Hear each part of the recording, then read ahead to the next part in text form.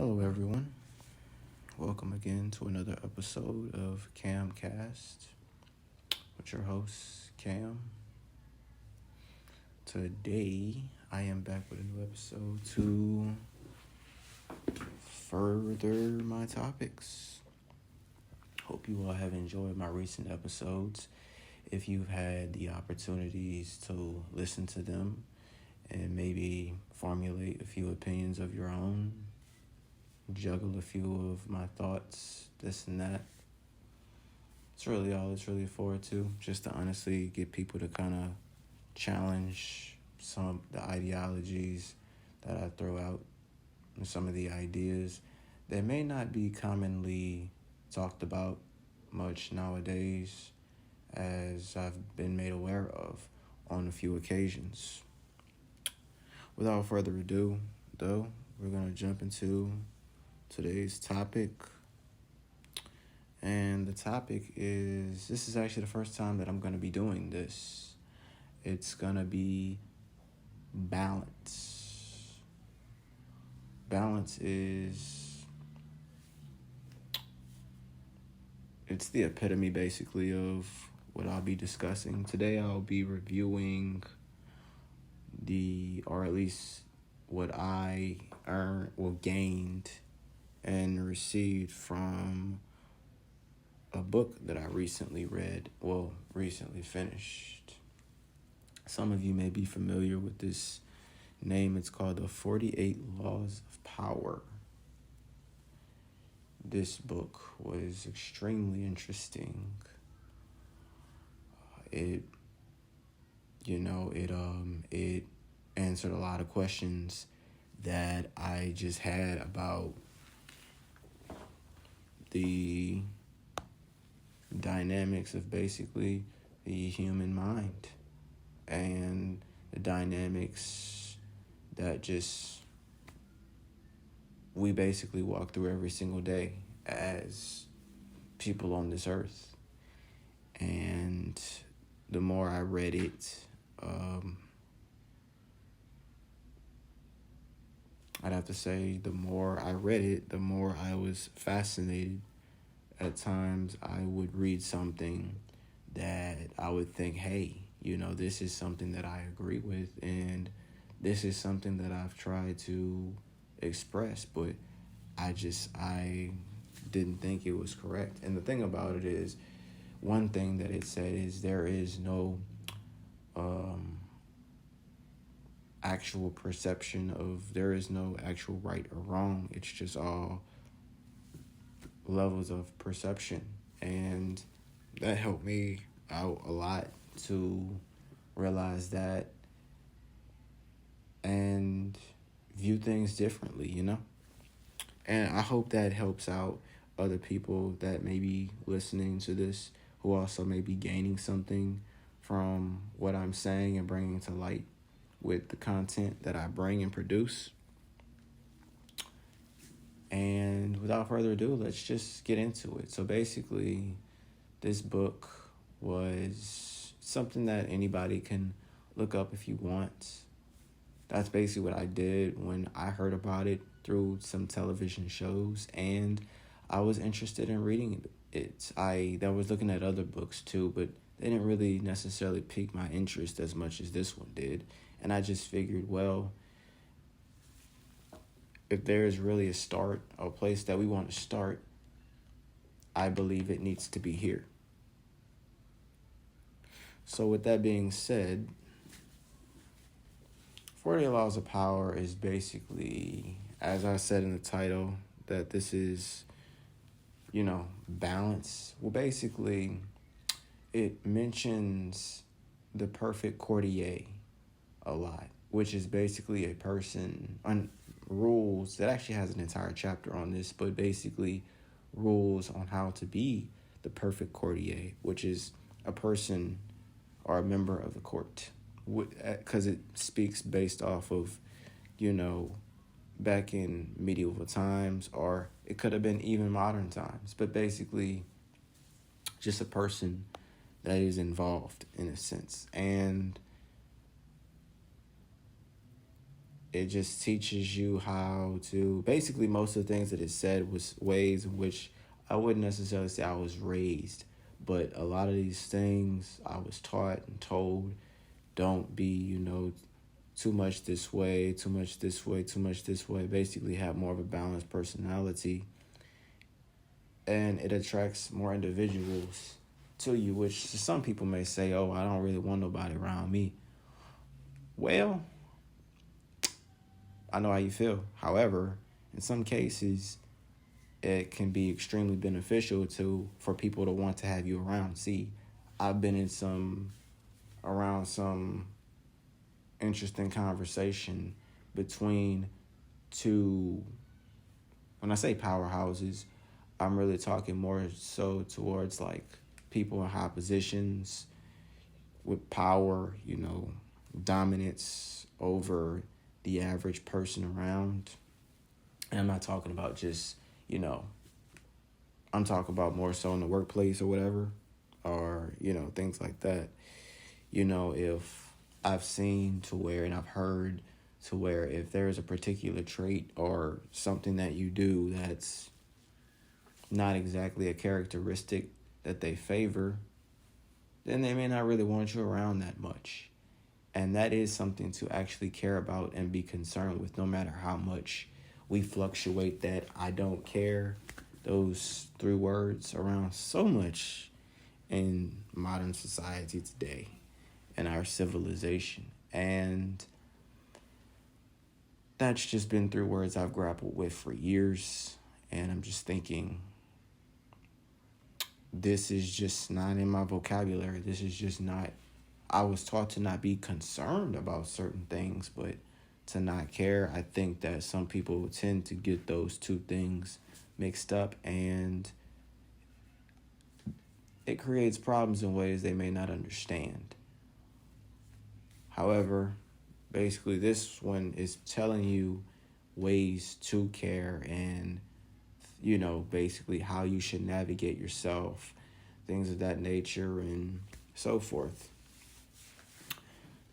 So, book kind of talks about ways of how to avoid certain manipulation, how most people may operate, how sometimes some scams that you may do or power you may try to gain over someone may simply backfire, and how just you can, in simple terms, you could really just say it kind of teaches you almost how to be a genius. It actually mentions that word a few times in the book.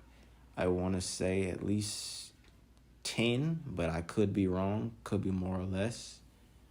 It brings up some famous people from back in the day, poets, artists, even authors. And it just talks about maybe the ones that actually stood out, certain things that they might have done in a sense, you know what I mean?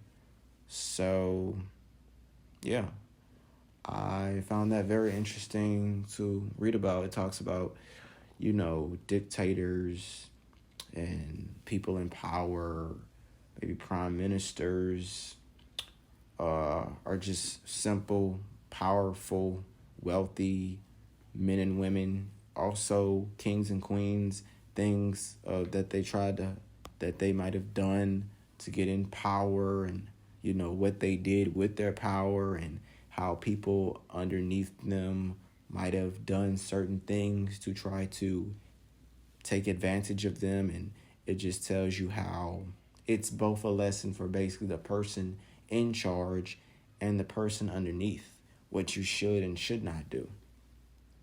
And I forgot how many pages the book was, but if you want to check it out, go ahead. It was a pretty interesting read.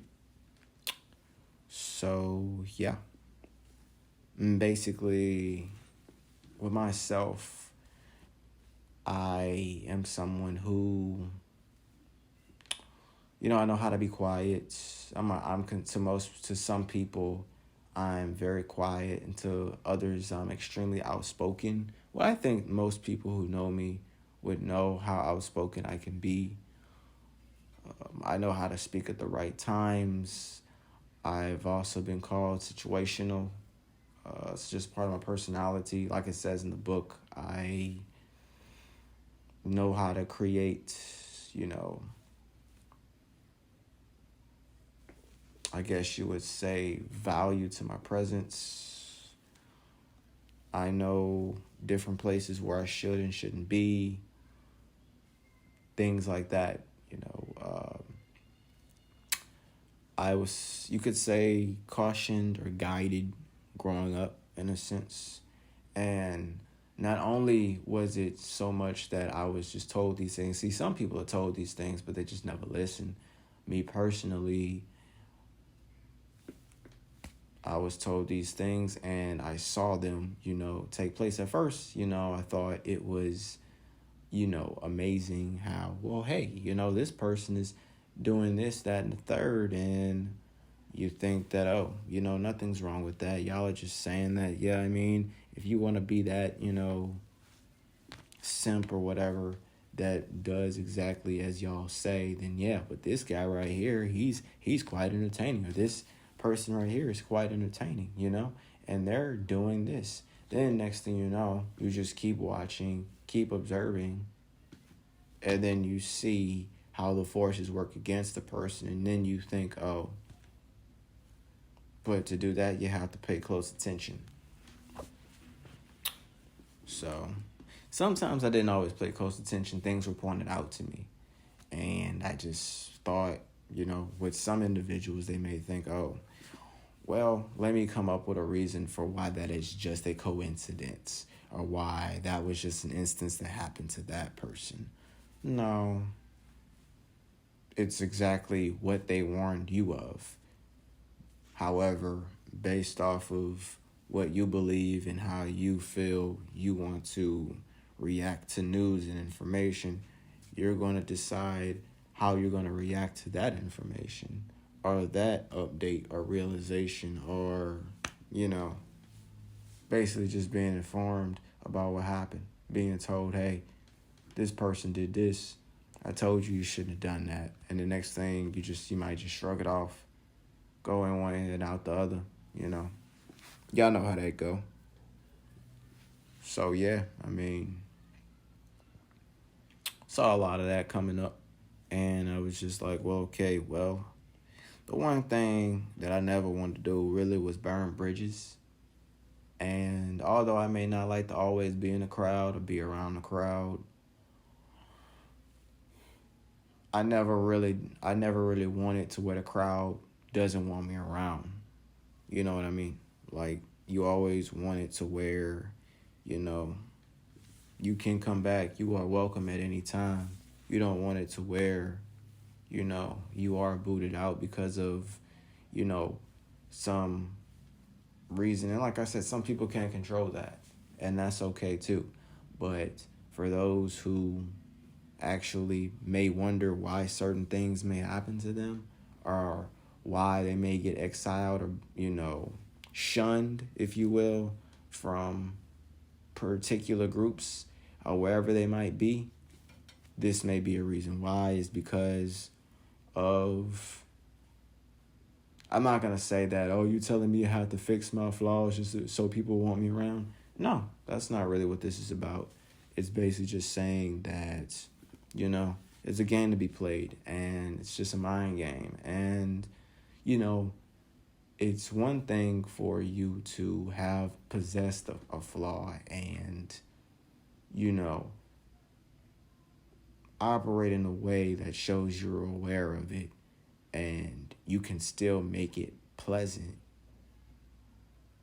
But it's another thing to not even be aware of it and just be lousy with it. You know, it's kind of a distinction between the two. And one is going to be tolerated a little bit more than the other in an instance.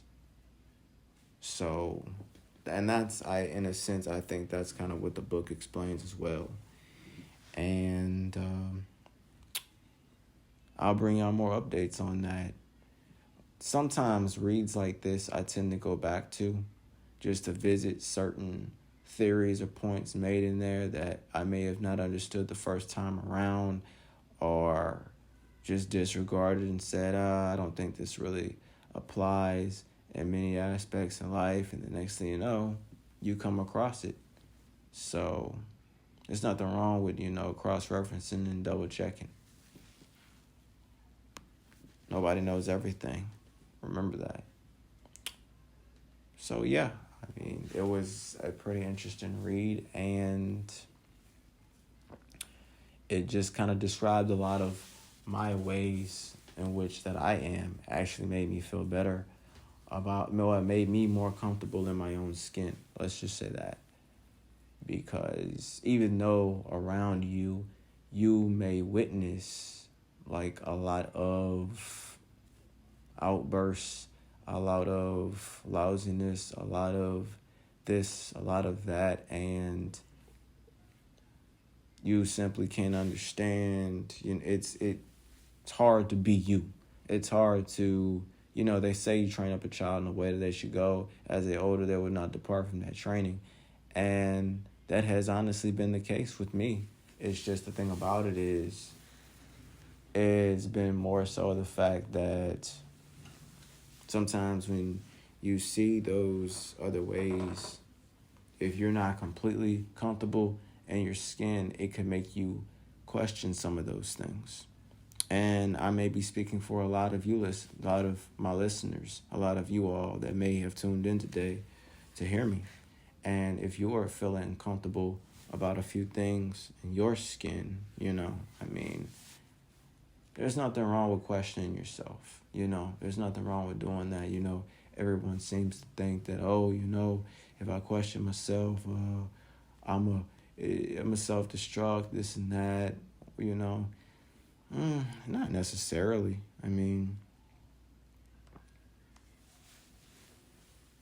Questions are honestly, that's when you enter the curious state. The curious state is kind of where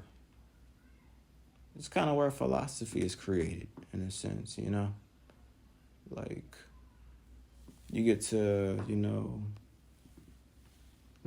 it take you to some places you may be afraid to go, in a sense. However,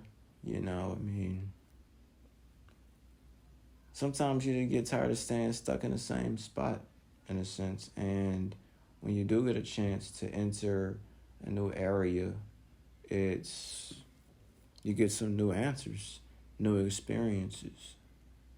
Some of these things might contribute to, paradigm shifts, things that could change your life, things that, the human mind, honestly, in my opinion, is something that I've come to understand is extremely enormous. And, some people, it's like basically being in a basement. You say, just being in a basement. I know y'all probably seen like those cartoon movies or TV shows where, somebody will open like a room and, that's completely dark and all you see is basically just that light being shown or whatever. And that's the doorway in which they opened. And next thing you know, it's like you turn on the light and everything comes to light. You can see everything. Well, with some people that I've learned, it's like when you open that door, that narrow light that you see may be all the capacity in which they're willing to operate, It's almost like basically, I'm not going to necessarily say that, but it's almost kind of like, you live here, you work maybe a block down the way, and you get up and, you go work there and you come home and, that's it. You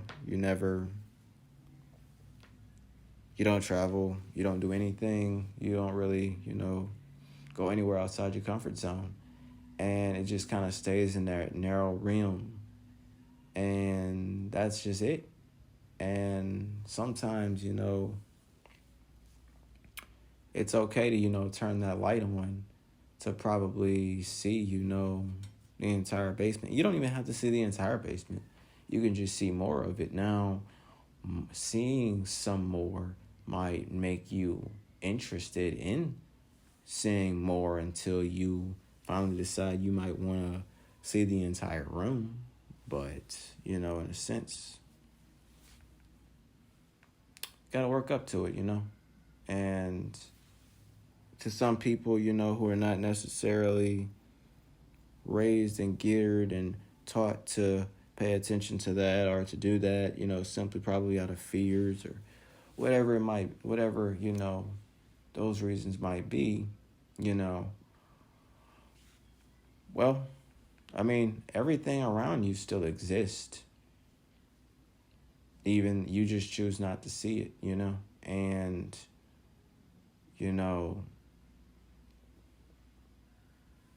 that's just how it's going to be. So without further ado, basically, this book kind of opens you up to, a few different possibilities, look at a few things in different ways. There's actually a series to it that you all can check out as well if you're willing to. And just check it out and see, what you think. But in general, my thing is, personally, if you're not willing necessarily to turn on all those lights in that dark room, please stay out of the way of those that are interested in doing that. And I say that in the nicest way, however, because it's not completely your fault. However, some people want those life-changing experiences. And that's just what it is, They want them, you don't. Well, that doesn't mean that just because you've decided to do what you've done that you can just go step in their lane.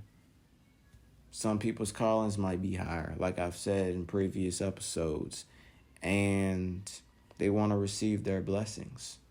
So keep that in mind the next time you want to think about something like that. But yeah, it's there, Everything that you're looking for, everything that you hope for, everything you want to achieve, it's there. It's just up to you to take those steps. And with that being said, that is where I'll conclude today's episode. I thank you all for tuning in, and I hope you all gained a lot. Today, I decided to go ahead and do something a little different. It's temperature is kind of raising outside, and